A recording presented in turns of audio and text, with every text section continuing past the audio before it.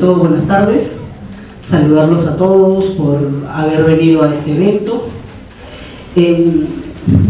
No pude escuchar a Vincent un poco sobre cómo lo llevo a conocer a él. Es en la maestría en neurociencias. Entonces, el día de hoy, el tema que en este momento voy a tocar es un tema relacionado bastante a neurociencia y también tiene que ver mucho con el neurodesarrollo, tanto infantil y a la vez en la etapa de la adolescencia.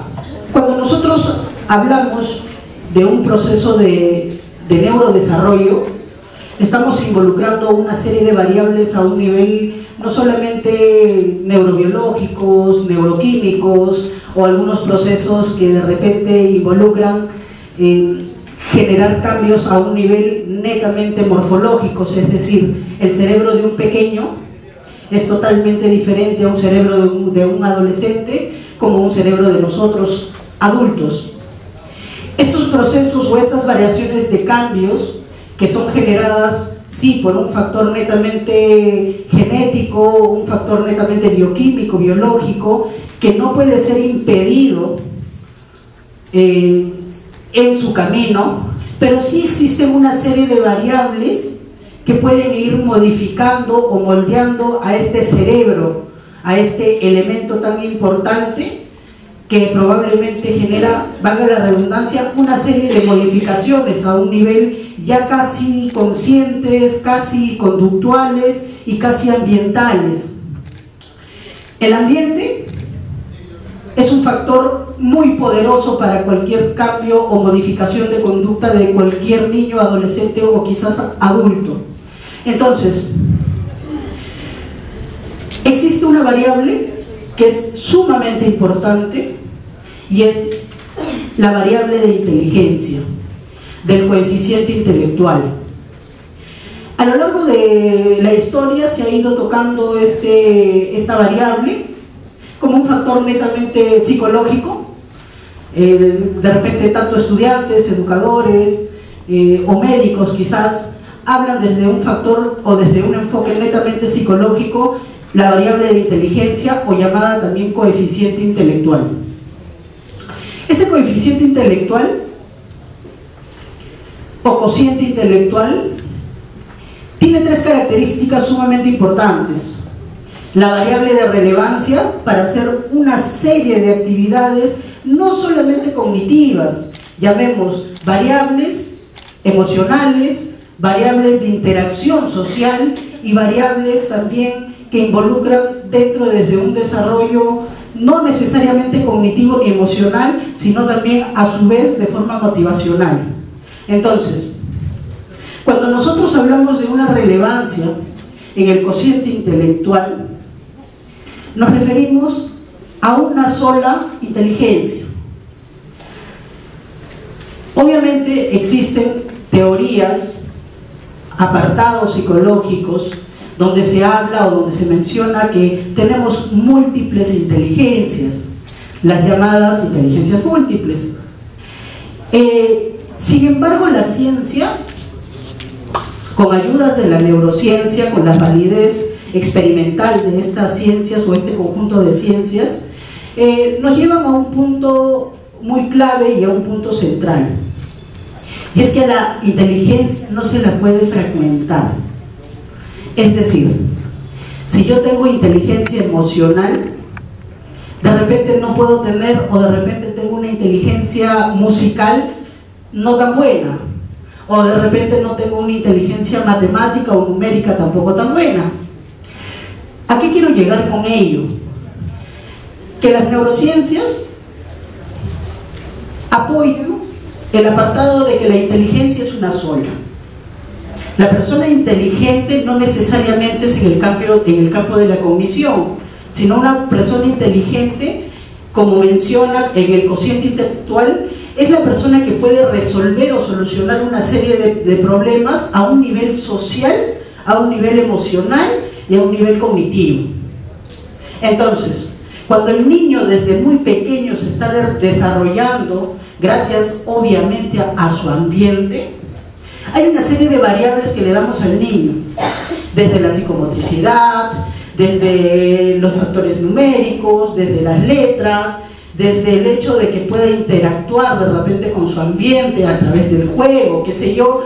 Todas esas conexiones ambientales que en este caso el cerebro de un niño está generando, obviamente están aportando a que el cociente intelectual se desarrolle, o a esta variable tan importante que es la inteligencia se desarrolle. Ahora, ¿hablamos de una capacidad cognitiva? Sí. Porque la persona que soluciona problemas y tiene más alternativas frente a uno, a dos o a tres problemas, lo hace inteligente. No por el hecho de saber o conocer la forma o las maneras de resolver el problema, sino de generar alternativas para poder solucionar el problema. Es decir, si de repente a mí me dan el Muse, el aparato que Vincent usaba y que anteriormente yo no lo he usado, y simplemente me lo dan y me lo dejan. Vienen dos personas, una persona que tiene un coeficiente intelectual superior y una persona que tiene el coeficiente intelectual de repente medio o medio bajo. La otra persona que tiene el coeficiente intelectual superior tampoco no conoce el aparato. Es más, de repente no conoce de neurociencias, pero el bagaje o la experiencia que ha acumulado a través de su experiencia va a generar que él pueda generarse, valga la redundancia, una serie de alternativas para resolver ese problema. Por otro lado, si estas dos personas tienen algún problema a un nivel personal o a un nivel de pareja, probablemente la persona que tiene el coeficiente intelectual superior o el bagaje o la variable de inteligencia más desarrollada que la otra persona, probablemente le va a dar más alternativas a este problema tan cotidiano como es un problema de pareja. Y que lo primero que va a hacer probablemente es, uno, no irse a los golpes, no generar violencia verbal, y probablemente va a buscar otras alternativas hasta que pueda solucionar este problema tan cotidiano. Entonces, para poder avanzar, la variable de inteligencia es una sola. La persona inteligente es la que sí tiene una capacidad cognitiva, pero que también es muy bueno para solucionar problemas a todo nivel. Que se categoricen y que seas tú bueno para las danzas y tú bueno para la música y tú bueno para las matemáticas, son características ya independientes de esta variable o de esta variable de inteligencia. ¿Ok? Hasta acá, ¿alguna pregunta?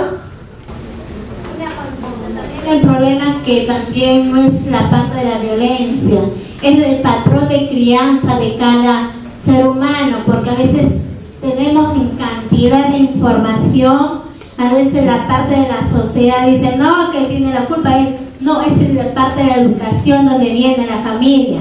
A veces tenemos en cantidad de formas de podemos reeducar a esa familia, reeducar a la parte de la sociedad, pero a veces nosotros, nuestros patrones es la violencia, de gritar, insultar, ahora que esta nueva modernidad que está llegando en la corrupción, otro en la parte de esta modernidad que hay tráfico, llega acá, te peleas, te golpeas, ¿qué es eso? ¿Qué forma de personas somos? Somos más inhumanos que más humanos, yo creo. En realidad, a todas esas variables extrañas dentro del campo de la investigación se llaman variables extrañas porque son variables que no podemos controlar. Estas variables extrañas van sumando. Entonces, todos esos problemas aislados que no dependen de nosotros, ni mucho menos de repente pueden depender del hecho de dónde nací, este cerebro, este pequeño, al momento de que se va desarrollando, también estás generando esa capacidad.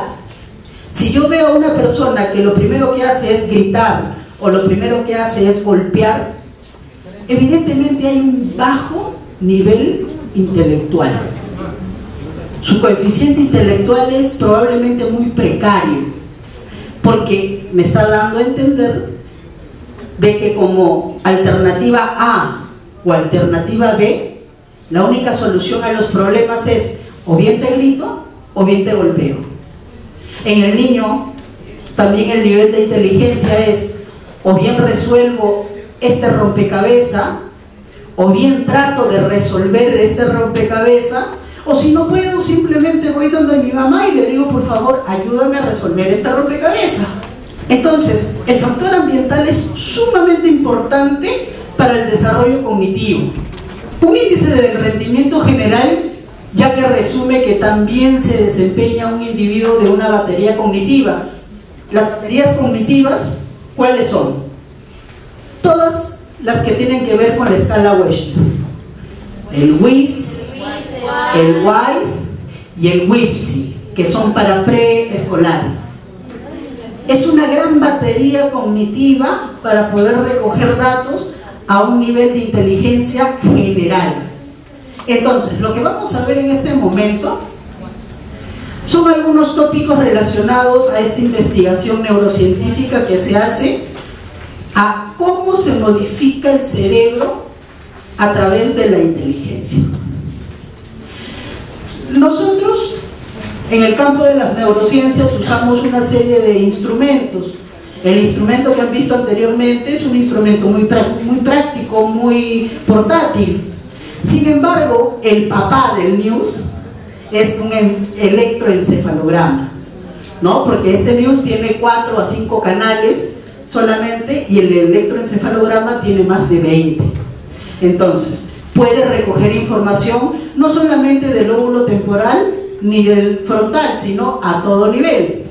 Lo que se va a usar como metodología en esta investigación que van a observar, se está usando básicamente un equipo que se llama resonancia magnética. ¿Ok?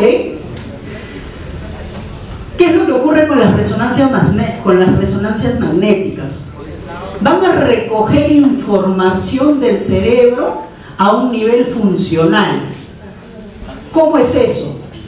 Si yo estoy, por ejemplo, en este momento verbalizando, hablando de recuerdos, de definiciones de repente de neurociencias o de inteligencia, probablemente está mi memoria de corto plazo de trabajo funcionando. Entonces, si yo estuviese en un aparato de resonancia magnética, probablemente la glucosa de mi cerebro se estaría viendo en rojito o en verde por acá, ¿no? A un nivel de memoria temporal. Entonces, ya vimos que es inteligencia, ya tenemos con claridad que es inteligencia. ¿Qué es lo que ocurre en el cerebro? Si nosotros vemos una gama de cerebros dentro del desarrollo cognitivo, vamos a observar que el del cerebro del pequeño, del niño, es un cerebro muy frágil, donde todavía se está generando una serie de interconexiones cerebrales a lo que se llama sinapsis, y esas sinapsis a lo largo del tiempo van volviéndose más frecuentes y menos frecuentes. Y a eso se llama neuroplasticidad. Es decir, el cerebro del pequeño es más plástico, aprende más rápido, puede generar a través del ambiente aprendizajes mucho más rápidos. Es por eso que se dice que los pequeños son como una esponja. Entonces, ¿qué significa todo esto?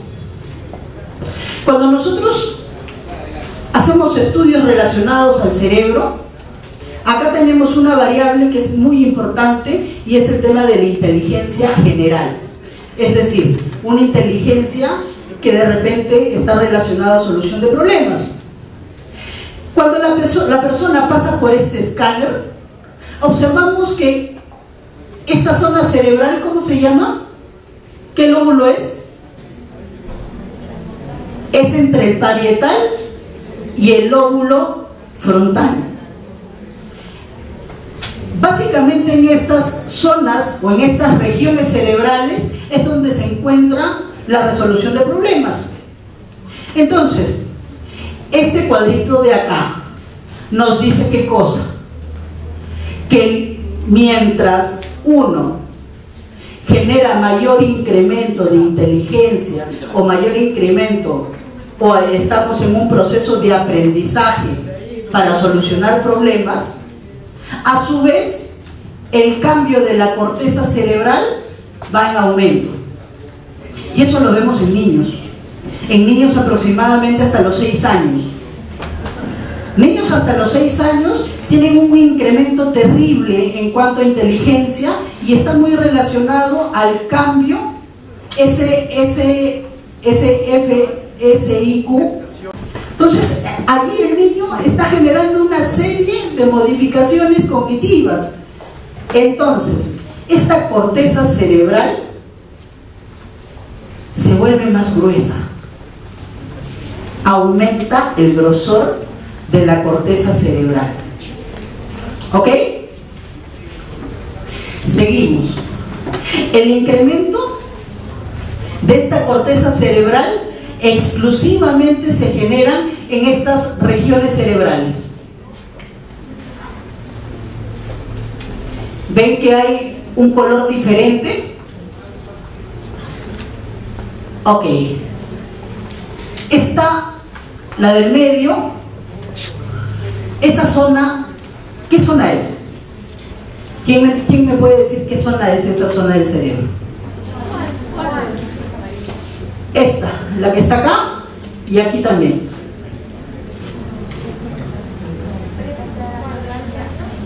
Esta, exacto. Es de un proceso cognitivo, hace un procesamiento cognitivo. Esta. Es donde está aproximadamente el área de Wernicke. El área de Wernicke, ¿a qué se dedica? A la comprensión, a un proceso cognitivo importante como es el lenguaje. Entonces, a mayor aprendizaje de solución de problemas, vamos incrementando corteza cerebral en áreas tan importantes como es el lenguaje, pero también en áreas tan importantes como es la toma de decisiones, en la corteza frontal. Pero no solamente eso, sino también en áreas relacionadas a la inteligencia espacial. Aquí, que es esto, el lóbulo occipital y el lóbulo occipital. Entonces, el incremento de esta corteza cerebral básicamente ayuda a que el cerebro pueda mejorar a todo nivel, sobre todo en sus funciones ejecutivas y en sus funciones cognitivas. Pero ¿qué pasa en un cerebro de un adulto? O en un cerebro de un adolescente, que es básicamente también relacionado a esta investigación. El adolescente, a diferencia del niño, también tiene una mejora, pero esta mejora, como ustedes han podido observar, no es tan notoria. Es decir, ¿a qué le debemos dar mayor prioridad? ¿O a qué nivel o en qué etapa del desarrollo se le tiene que dar mayor prioridad la educación? En la niñez. Miren la diferencia.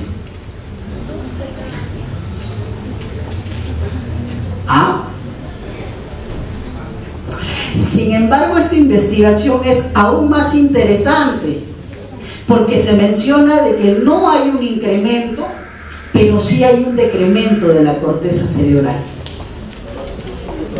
Es decir, cuando nosotros dejamos de estimular nuestro cerebro, ahora esa estimulación cerebral es con conductas muy elementales, con conductas muy básicas, como el hecho de las personas adultas mayores, que qué es lo que tienen que hacer para poder todavía cubrir o ayudar a que esa inteligencia o esas funciones cognitivas no decaigan.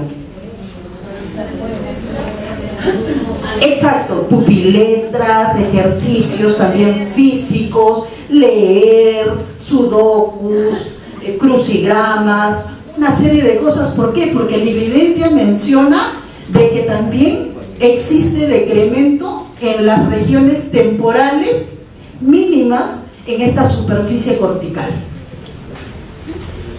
¿Ok? Entonces, ya vamos observando una serie de conclusiones. El aprendizaje constante genera un aumento en la corteza cerebral. Pero cuando el aprendizaje deja de ser significativo, ya comienza no solamente a un stop, a un nivel de corteza, sino también aparece un decremento de esta corteza cerebral.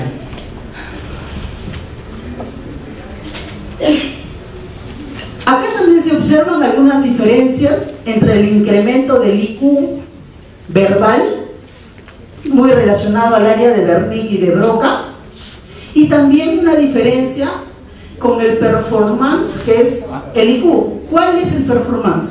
La actividad, es decir, la inteligencia netamente instrumental, que te ayuda de repente a resolver una, qué sé yo, de repente te ayuda a resolver en el niño un rompecabezas, te ayuda de repente a resolver en el niño algún problema numérico. Existen también diferencias. Y como podemos observar en estas dos imágenes, la inteligencia por actividad es la que mejora mucho más. ¿Qué conclusión podemos sacar de estas imágenes? Que no necesariamente el aprendizaje tiene que ser leído. O sea, el inteligente no es el que lee 5, 10, 20 libros a la semana. El inteligente es el que genera aprendizaje por actividad. Miren la diferencia. Ligeramente hay una diferencia o una mejora en el campo temporal de la inteligencia verbal o del lenguaje, en otras palabras. Pero cuando generamos la inteligencia a través por actividad, miren cómo genero de nuevo cambios a un nivel frontal, cambios a un nivel occipital temporal, parietal, perdón, y también cambios a un nivel frontoparietal. Actividades numéricas, actividades netamente instrumentales o de procedimientos, y actividades relacionadas a la solución de problemas, que son básicamente actividades sumamente cotidianas. Entonces, esta conclusión, ¿a qué nos lleva? Que los niños, ¿cómo deberían de aprender? Haciendo. El jugar es una forma de hacer. ¿Cómo deberían de aprender ustedes? Haciendo. Es por eso que hoy en día muchas currículas, muchas instituciones están generando que el aprendizaje se tiene que sellar mediante proyectos. Proyectos es, termino mi aprendizaje y me pongo a hacer lo que he aprendido. Muchas instituciones a un nivel particular también lo están haciendo. Los resultados a un nivel de experimentación nos genera la sorpresa de que esos niños están aprendiendo 10 a 15 veces más que una educación regular. Sí, tienes una pregunta. Buenos días. Buenas tardes. Y en el tema de los videojuegos, porque los niños tienen todos horarios de colegio, sus actividades, pero cuando llegan a casa muchas veces no están los padres y tienen el videojuego a la mano o el celular. ¿Cómo logramos que los niños avancen con esos aprendizajes, refuercen esos aprendizajes si son tecnológicos? Es muy buena pregunta en realidad. Las neurociencias han evidenciado de que tanto los videojuegos como la tecnología ayuda mucho al niño, siempre y cuando sea regulada y siempre y cuando sea, si hablamos de edad, desde los 6 años para arriba, de una forma muy moderada. Y cuando ya el cerebro de este niño está un poco más sólido, hablamos de 11, 12, 13 años, nos puede servir mucho los videojuegos, sobre todo para poder desarrollar la inteligencia a un nivel de percepción.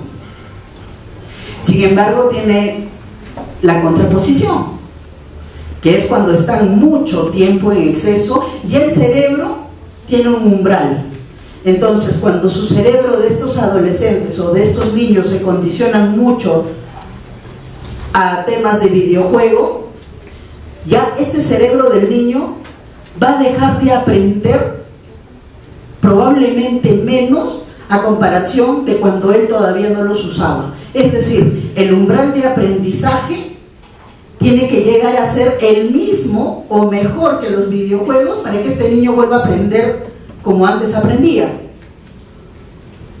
¿Por qué? Porque en los videojuegos, ¿qué pasa? Hay una gran cantidad de colores, hay una gran cantidad, en este caso, de variables de movimiento. Entonces genera de que este cerebro del niño tenga un umbral más alto, y cuando vaya a sus clases, a escuchar una clase convencional, o es más, una clase a través de proyectos, probablemente el niño se va a aburrir.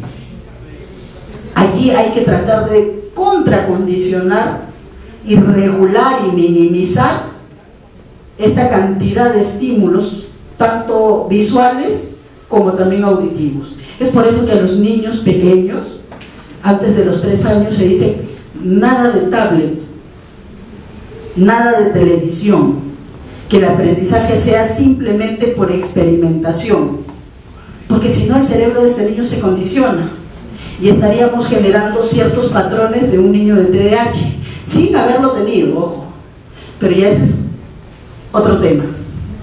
Vamos a avanzar rapidito. ¿Con qué conclusiones podemos sacar? Que existe una relación significativa entre los cambios morfológicos del cerebro y las funciones cognitivas del individuo.